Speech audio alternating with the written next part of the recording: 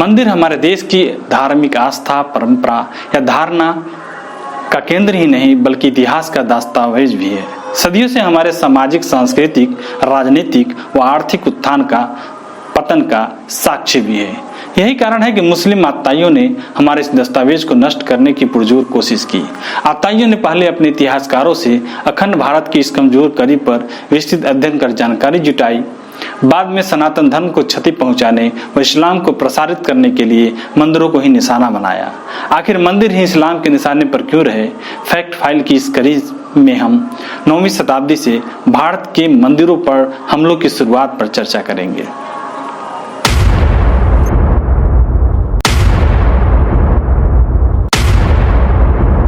धर्म में उपासना स्थल को मंदिर कहते हैं।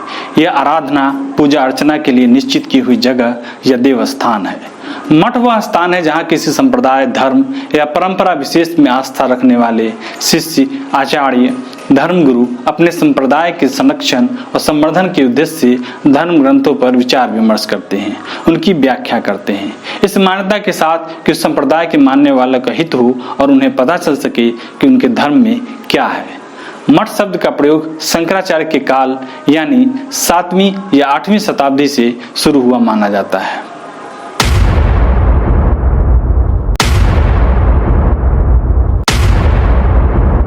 चौथी से 6वीं शताब्दी के बीच गुप्त काल में मंदिरों का निर्माण काफी तेजी से हुआ। पहले लकड़ी के मंदिर बनते थे, जल्दी ही पत्थर और ईंट से मंदिर बनने लगे। चौथी से 6वीं शताब्दी में गुप्त काल में मंदिरों का निर्माण बहुत तेज गति से हुआ। दरअसल मंदिर सनातन धर्म की जनभावना का प्रतीक ही नहीं अपितु भारतवर्ष के गौरवशाली इतिहास, संघर्ष, पीड़ा, विजय तथा उसके राष्ट्रीय सम्मान की गाथा भी है। 7वीं सदी में आर्थिक संपन्नता का भंडार भी।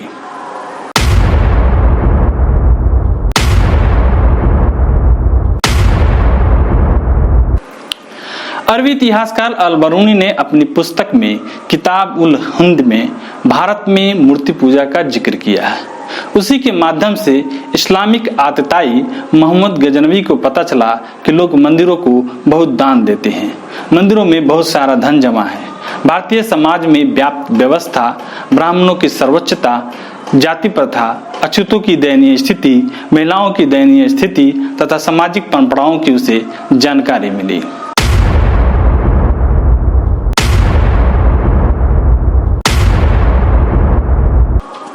दरअसल भारत पर हमला करने वाले मुस्लिम आक्रमणकारी अपने साथ कवि, लेखक, इतिहासकार लेकर चलते थे।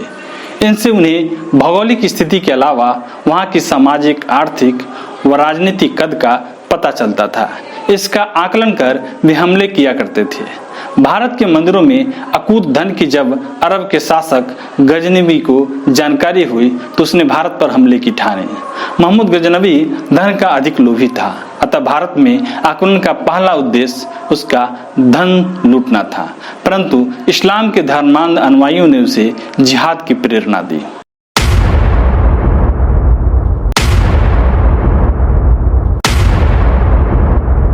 गजनवी ने भारत पर लगातार 17 बार आक्रमण किया। दरअसल उसने ठान ली थी कि वह भारत पर हर साल आक्रमण करेगा। उसके 17 आक्रमणों में वैसे तो सभी काफी चर्चित रहे हैं, लेकिन सबसे ज्यादा चर्चित और इतिहास में दर्ज सोमनाथ पर उसका आक्रमण था। सोमनाथ मंदिर गुजरात की वेरावल बंदरगाह में स्थित है। गजनवी ने मंदिर की संपत्ति लूटी, उसे तकरीबन नष्ट ही कर दिया। उस हमले की भयावहता को लेकर बताते हैं कि करीब 5000 लोगों के साथ गजनवी ने सोमनाथ मंदिर पर आक्रमण किया था। मंदिर की रक्षा करते वक्त हजारों निहत्थे मारे गए। इनमें वो लोग आते थे जो या तो पूजा कर रहे थे या मंदिर के अंदर दर्शन लाभ ले रहे थे। वे लोग भी थे जो आसपास के गांवों में रहते थे और मंदिर की रक्षा के लिए दौड़े थे। हमले के बाद मंदिर का यश कम नहीं हुआ। इतिहास से मिले तथ्य बताते हैं कि गुजरात के राजा भीम और मालवा के राजा भोज ने मंदिर को फिर से निर्माण कराया। फिर सन 1927 में जब दिल्ली सल्तनत ने गुजरात पर हमला किया तो इस मंदिर ने एक बार फिर विनाश का सामना किया। सन 1927 में जब दिल्ली सल्तनत के सुल्तान अलाउद्दीन खिलजी के सेनापति नुसरत खान ने गुजरात पर हमला किया तो उसने सोमनाथ मंदिर को दोबारा तोड़ दिया और सारी धन संपदा लूटकर ले गया। इस तरह मंदिर के पुनर्निर्माण और आक्रमण का सिलसिला जारी रहा। इन हमलों की एक श्रृंखला बन गई। नुसरत खान के आक्रमण के बाद मंदिर को फिर से हिंदी राजाओं ने बनवा दिया। फिर तीसरी बार 1395 में गुजरात के सुल्तान मुजफ्फर शाह ने मंदिर को फिर से तुड़वाया और सारा चढ़ावा लूट लिया।